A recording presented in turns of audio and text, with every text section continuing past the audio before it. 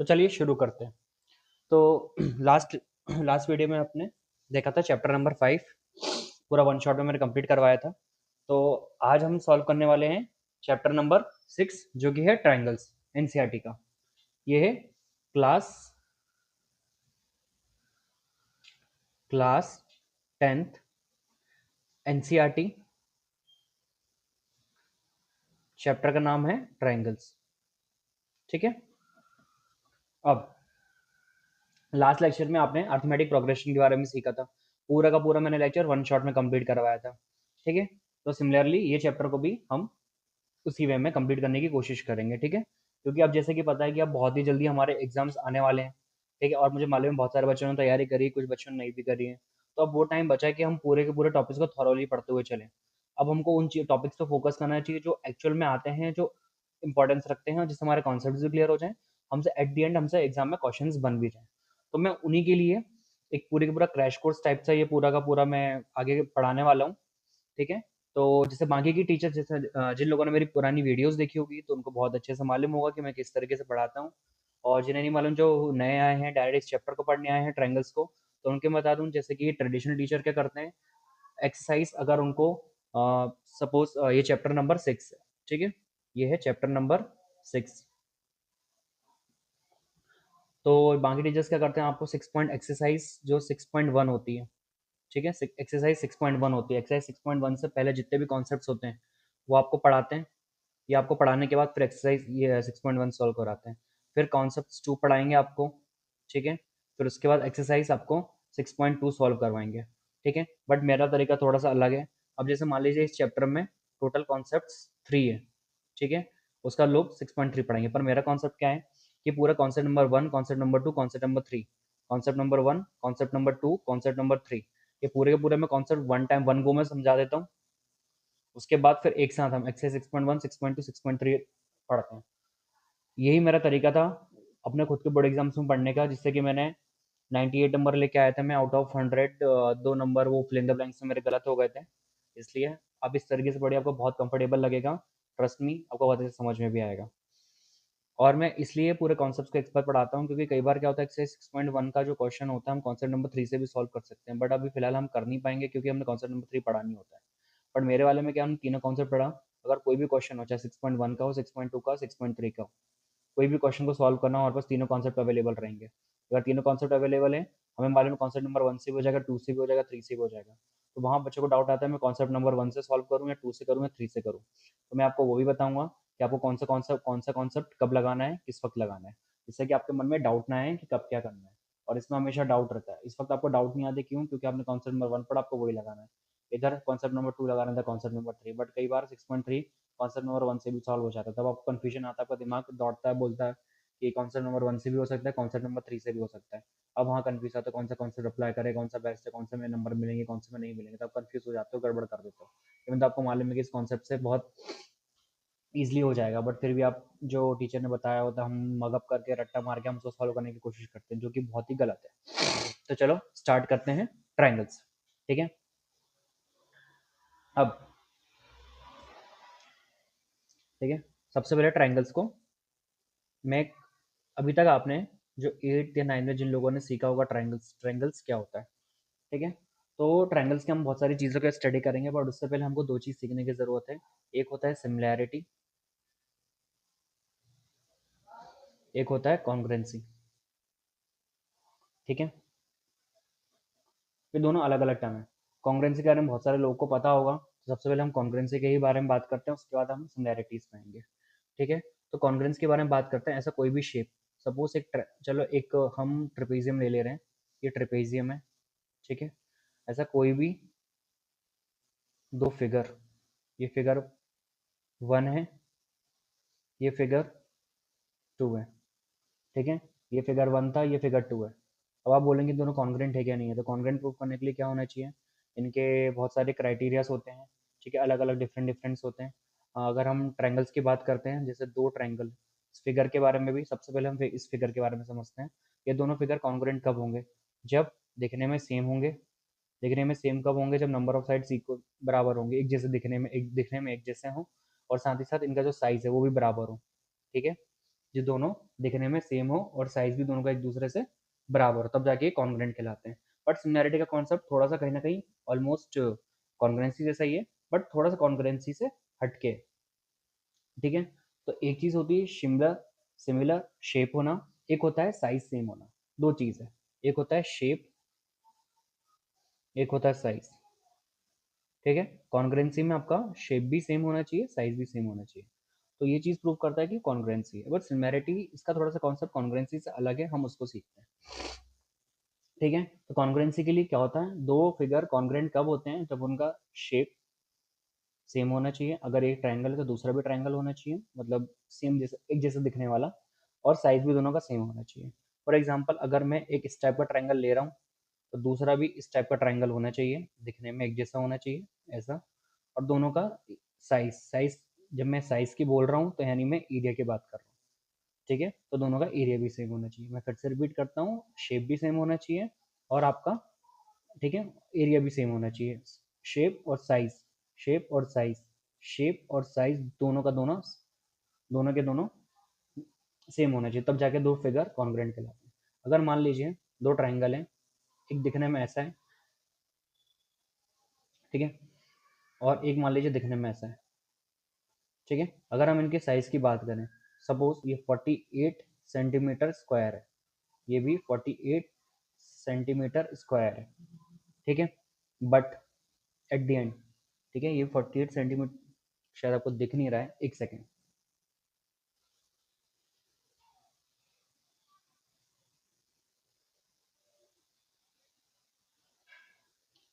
ठीक है, अब आपको दिख रहा होगा प्रॉपर तरीके से, ठीक है। अगर अभी ये वाला फिगर जो है 48 सेंटीमीटर का है, स्क्वायर का है, दूसरा भी 48 सेंटीमीटर स्क्वायर का एरिया है, ठीक है, दोनों का एरिया सेम है, तो हम ये कहेंगे साइज तो दोनों का सेम है। बट अगर हम शेप की बात करेंगे, ठीक है, अगर हम शेप की बात करें तो शेप दोनों के अलग अलग हैं, तो क्या ये कॉन्ग्रुएंट होंगे? नहीं, बिल्कुल भी नहीं होंगे, क्योंकि साइज और शेप दोनों के दोनों सेम होना चाहिए, तब जाके एक फिगर कॉन्ग्रुएंट कहलाता है। चलो, अब कॉन्ग्रुएंसी के बारे में तो हमको थोड़ा पता था, और बहुत सारे इसके मेथड्स भी होते हैं, जैसे हमने पढ़ा था angle angle angle, side angle side, side side side, ये सब हमने कॉन्ग्रुएंसी के थ्रू, हमने लास्ट टाइम पे हमने लास्ट ईयर जब हमने पढ़ा था इस चीज़ को, तो हमने डिटेल में प्रूव भी किया था, ठीक है। तब हम बात करते हैं सिमिलैरिटी की, सिमिलैरिटी क्या होता है, ठीक है। मेरा इस पार्ट का थोड़ा सा इग्नोर करना, ठीक है, चलो,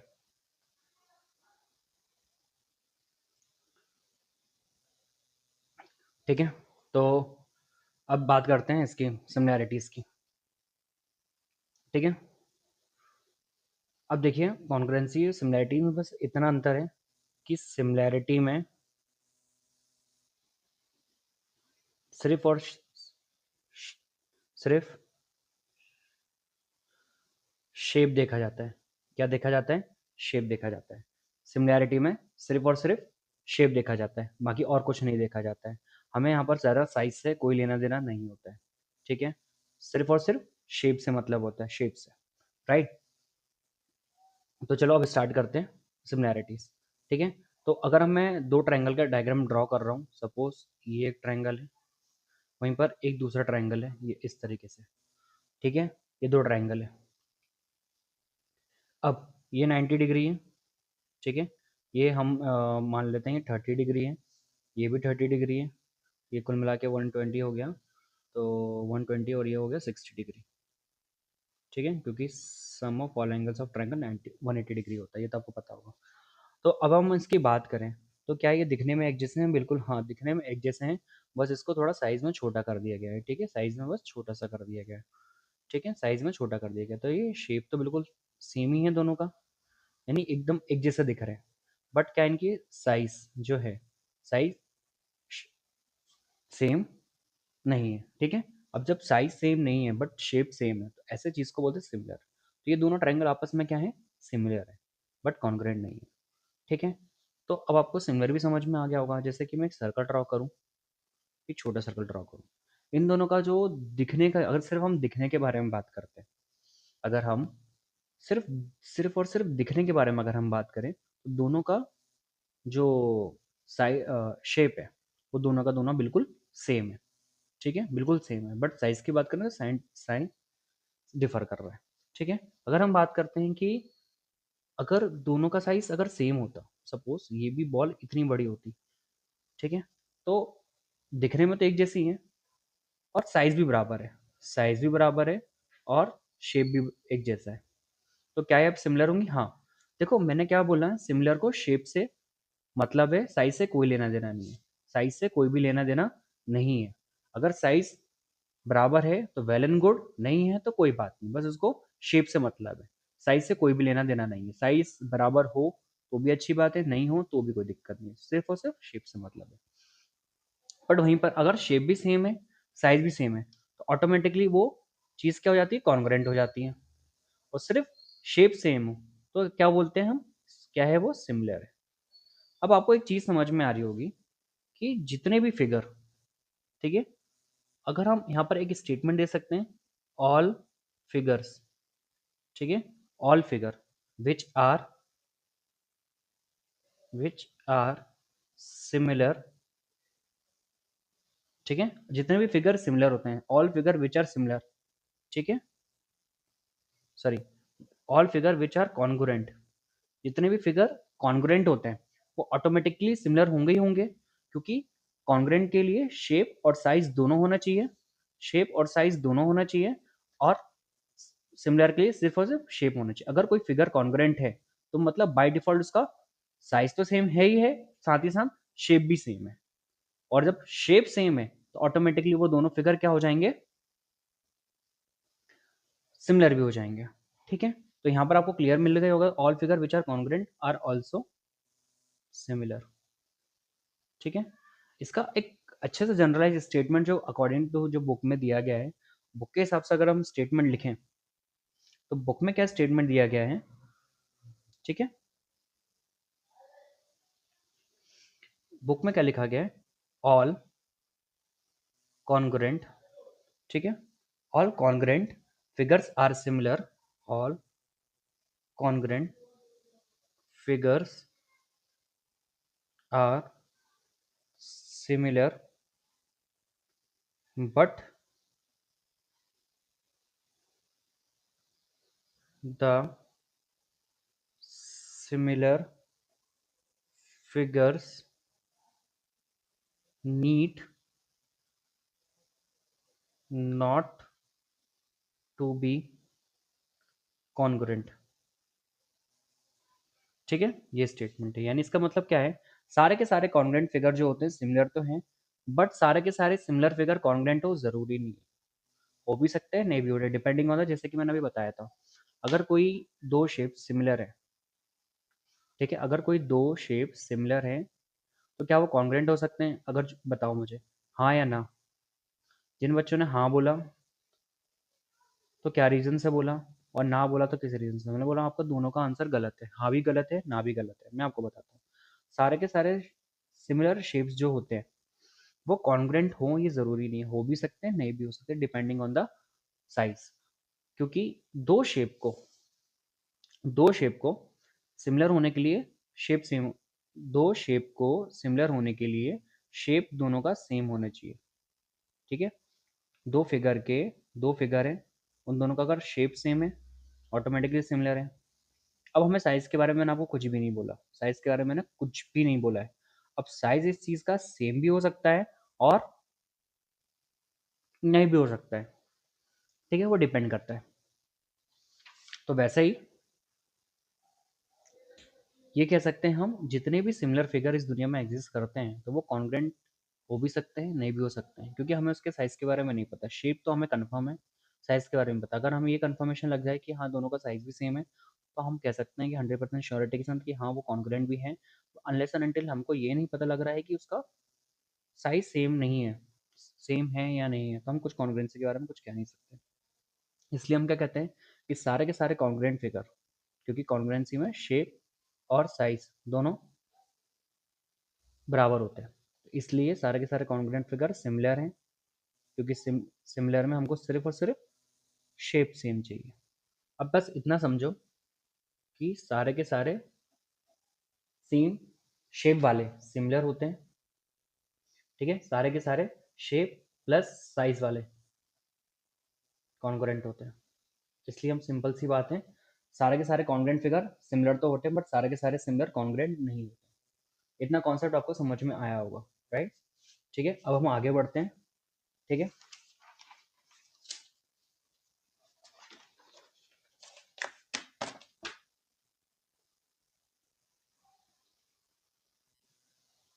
ठीक है।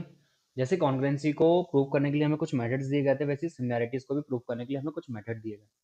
ठीक है, टू प्रूव सिमिलैरिटीज। ठीक है, टू प्रूव सिमिलैरिटीज। ठीक है, टू प्रूव सिमिलैरिटीज। तो एक स्टेटमेंट है, इसको लिखता हूँ फिर मैं आपको डिटेल में समझाता हूँ। Two polygons of same number of sides are similar. ठीक है, टू पॉलीगन्स, होप आपको मेरी राइटिंग समझ में आ रही होगी। To polygons of the same number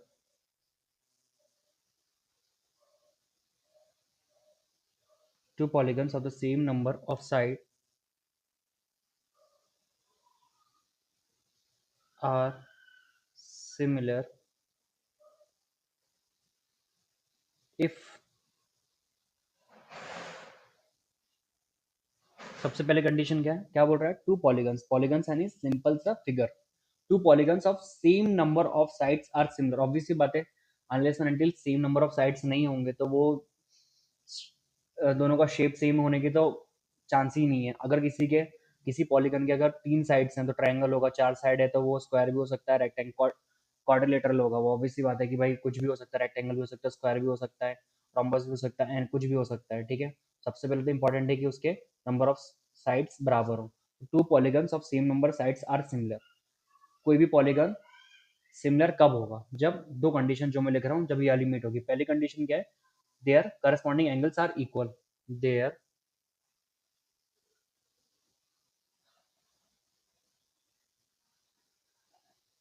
their corresponding angles are equal। ठीक है, सेकंड वाला क्या है? their corresponding sides are in the same ratio। their, ठीक है,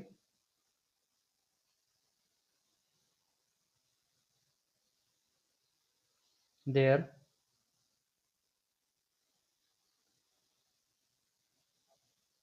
corresponding sides are in the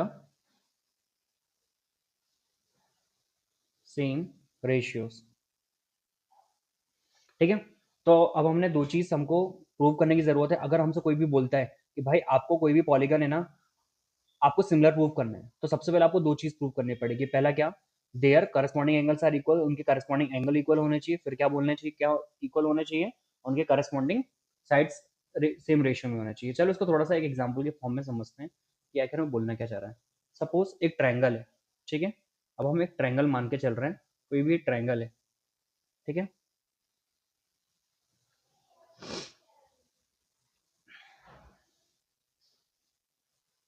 ठीक है, और एक छोटा ट्रायंगल। ठीक है, सबसे पहले इनकी क्या होना चाहिए? अगर इसका एक ये 90 डिग्री है और ये 30 डिग्री है, ये 60 डिग्री है, ये 90 डिग्री है, ये 30 डिग्री है, ये 60 डिग्री है। ठीक है, 90 चीज़ें 180 डिग्री हो गई।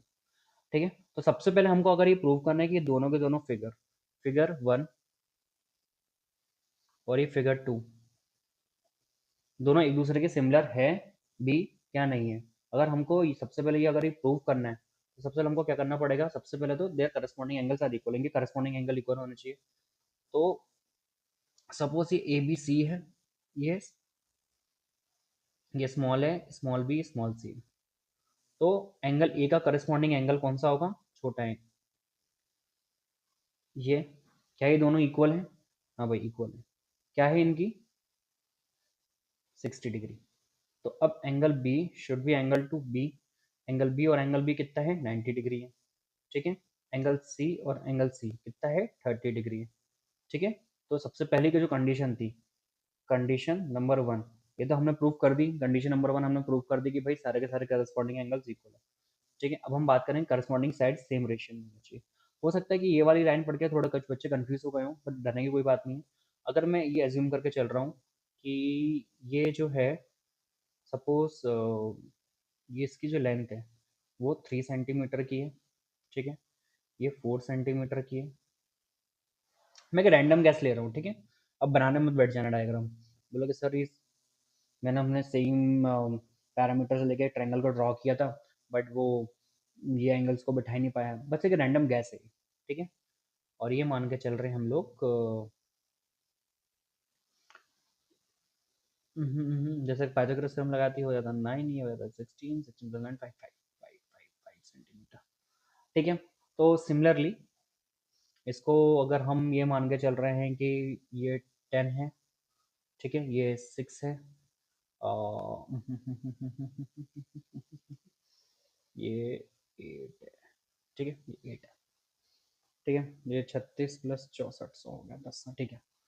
अब देखिए अगर हम बात करेंगे तो करस्पॉन्ड देयर करस्पॉन्डिंग जो सेकंड पॉइंट है जो बोल रहा है their corresponding sides are in the same ratio. Corresponding sides क्या होना चाहिए, सेम रेशियो में होना चाहिए।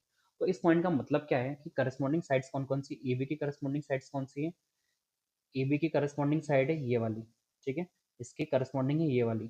तो A B upon A B, ठीक है, ये कितना हो गया 8/4, ठीक है, जो कि है कितना 2 हो गया, 4 1 ज़ा 4, 4 2 ज़ा 2, 2 आ गया। अब वैसे ही अब हम दूसरी वाली लेंगे B C upon B C, जो कि है 6/3, जो भी कटने पर 2 आ गया।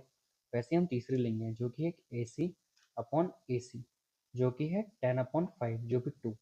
अब आप देखेंगे सबका रेशियो क्या आ रहा है, सेम आ रहा है। सबका रेशियो क्या है, सेम है। Their corresponding sides are in the same ratio, ठीक है, बोल रहा है their corresponding sides are in the same ratio. अब जब सेम रेशियो की अगर बात हो रही है, ठीक है, अगर सेम रेशियो की बात हो रही है और यहाँ पर हमने देखा देखा सबका रेशियो क्या है, सारे के सारे करस्पॉन्डिंग साइड्स, सारे के सारे करस्पॉन्डिंग साइड्स का हमने रेशियो निकाला और सबका रेशियो क्या आया, सेम आया। तो इसका मतलब ये है सिंपल सा कि ये पूरा का पूरा ये जो ट्रायंगल है कॉन्ग्रेंट है, सॉरी सिमिलर है। क्यों, क्योंकि दोनों चीज़ हमने क्राइटेरिया प्रूव कर दी, यानी कंडीशन 1 भी प्रूव कर दी, कंडीशन 2 भी प्रूव कर दी। जब कंडीशन 1 प्रूव हो गई, कंडीशन 2 प्रूव हो गई, तो ऑटोमेटिकली हमारा ये ट्रायंगल सिमिलर प्रूव हो गया। तो अब मैं आपको थोड़ा सा डीप में कॉन्सेप्ट समझाता हूँ, अगर आपको समझ में आए तो वेल एंड गुड, नहीं तो उसका कोई लेना देना नहीं, बट आप समझना। जब हम बात कर रहे हैं कि करस्पॉन्डिंग रेशियो दोनों का सेम होना चाहिए, हम करस्पॉन्डिंग साइज को बराबर होने की बात क्यों नहीं कर रहे? अगर हम करस्पॉन्डिंग साइज को बराबर होने की बात करेंगे तो ये फिगर ऑटोमेटिकली कॉन्ग्रेंट की तरफ चले जाएगा, क्योंकि जैसे ही इनकी जो साइड्स हैं दोनों की दोनों इक्वल हो जाएंगे। अगर ये 8 है तो ये भी 8 हो गई, तो दोनों का ऑब्वियस बात है शेप तो दोनों का दोनों सेम ही था, क्योंकि इनके करस्पॉन्डिंग एंगल सेम थे।